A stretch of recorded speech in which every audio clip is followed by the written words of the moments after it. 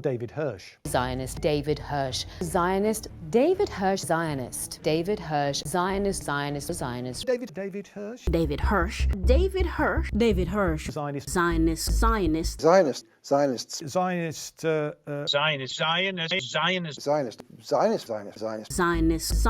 Zionist. Zionist. Zionist David Hirsh.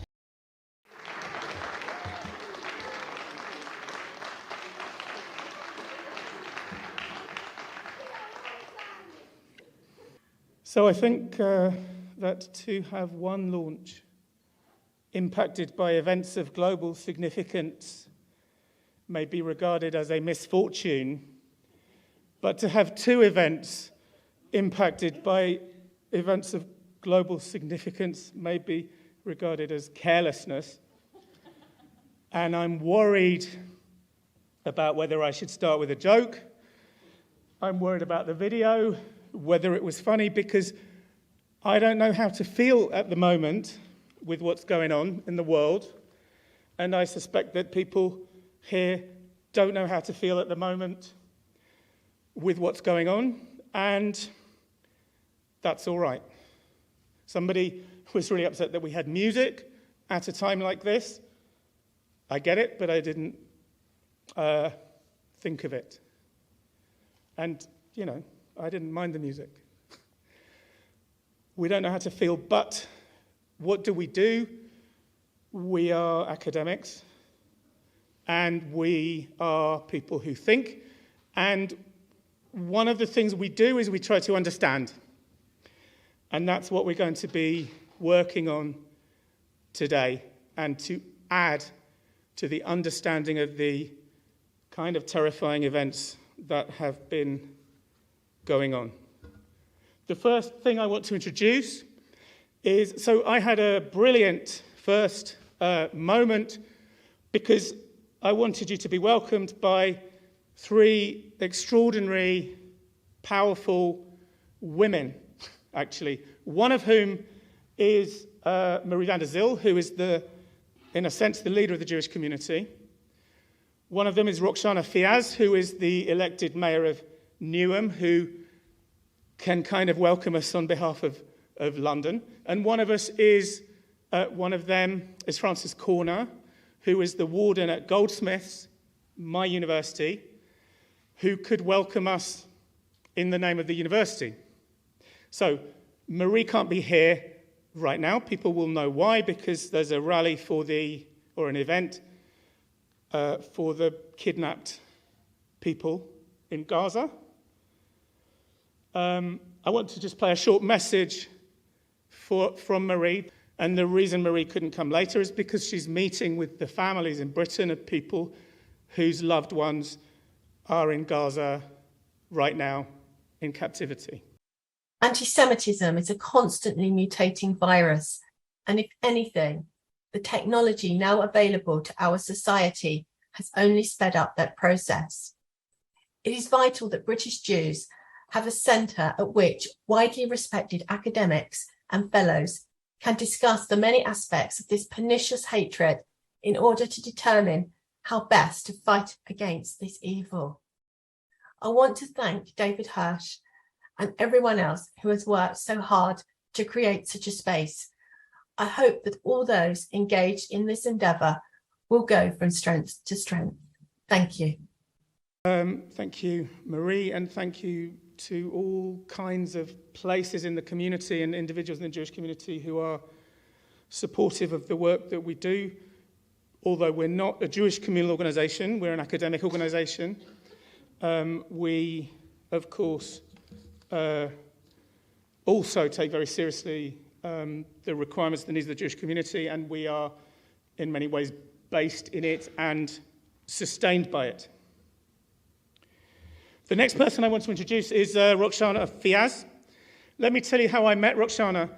She asked me, as the elected mayor of Newham, to write a report about anti-Semitism in her Labour group. This was at the height of the Corbyn years. I said to her, "Are you sure you want me? Do you really want me to write it? Because I won't make it easy." She said, "Yes, I want you to write it. So I investigated, I talked to the people involved, I made quite a clear response about what had been said and done, what had been organised that was anti-Semitic, and the way in which the culture in the local Labour Party was anti-Semitic. And I said also in the report that the elected mayor, the leader of the Labour group, is ultimately responsible. And I was kind of fairly critical of Roxana on that basis. And she got the report, and she phoned me up, and she said, "Oh, gosh, now I get it." I mean, I think that's not quite fair, because I think she kind of got it before, but, you know, she was the elected leader, and she takes responsibility, and she did take responsibility. And actually, we became friends, and I'd like to introduce her now. Roxana Fiaz, the elected mayor of Newham.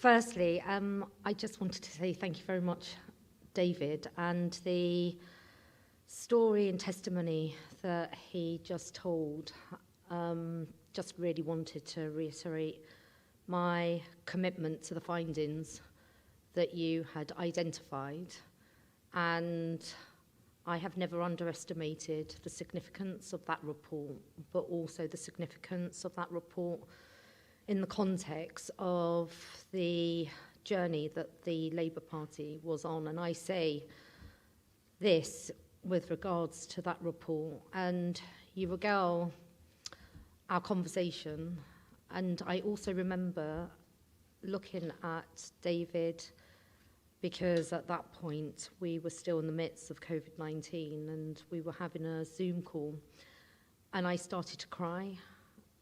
And the reason I cried was this.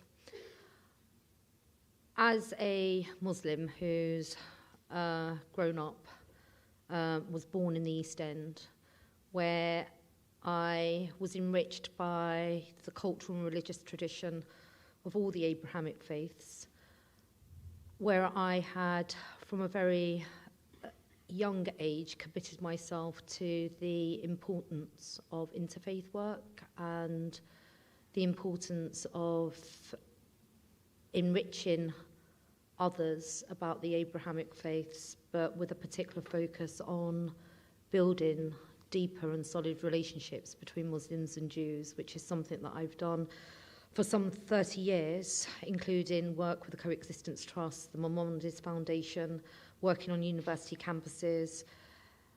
I knew this, that my depth of knowledge of the threat of contemporary anti-Semitism was insufficient in my role as a human being, engaging in my community, but also, more importantly, in my role as a civic leader, having been elected as the executive mayor of Newham back in May 2018, and most recently re-elected for another 4 years. I know that we live in the hardest of times, and in my period of understanding and learning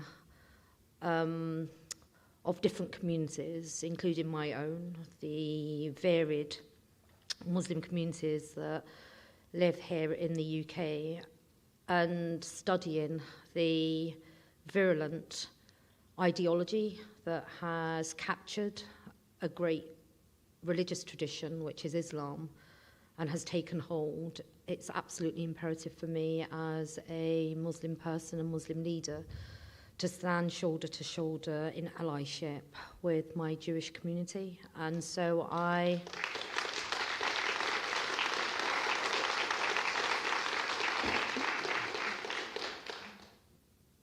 just wanted to be here as a testament to the great work that David is doing with the Centre for the Study of Contemporary Anti-Semitism, someone that has worked in the arena of prevent and extremism informed by an abusive interpretation of Islam. It's one of the single most important things that I can be doing.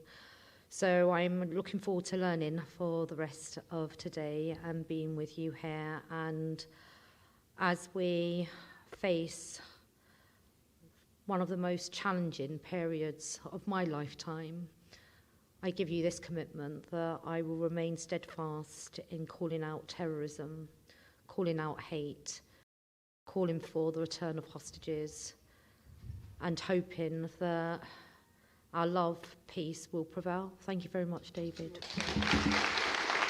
Thank you.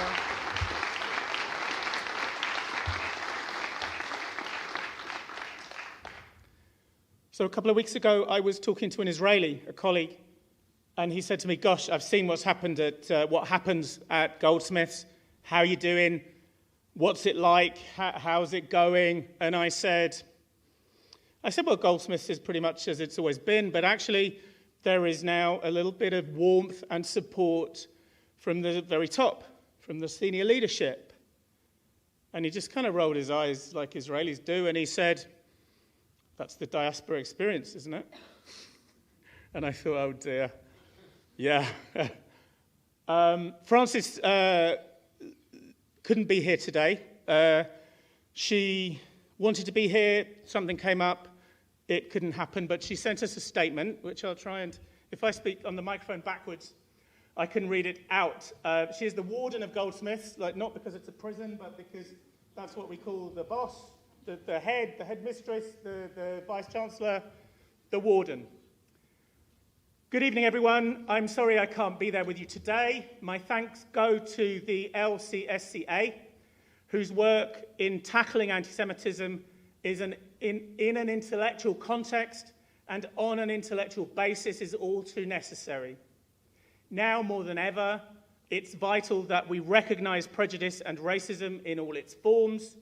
The intellectual context of this work matters, and it's important to recognize the courage it takes to engage with this work. Our universities are essential as spaces for this intellectual courage. For the critical and reasoned debate we, as a global society, need.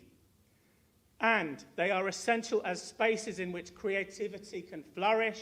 Tonight's speakers have each played a vital role in raising the issue of anti-Semitism, using their critical and creative faculties to drive change.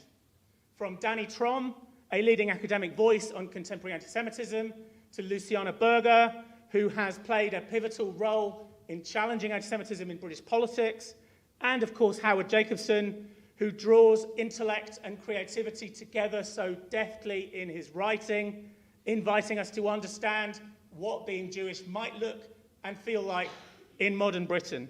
The humanity of this work is a powerful thing, as is the intellectual endeavour of this group more widely. Not least in times like these, I very much hope that you enjoy the event and the sense of community to be found in gathering together. So that's a lot more support and warmth than we have ever had at Goldsmiths before, and it's a lot more than exists in many institutions, and you might know that they are having an independent inquiry into anti-Semitism at Goldsmiths, and we will see what happens.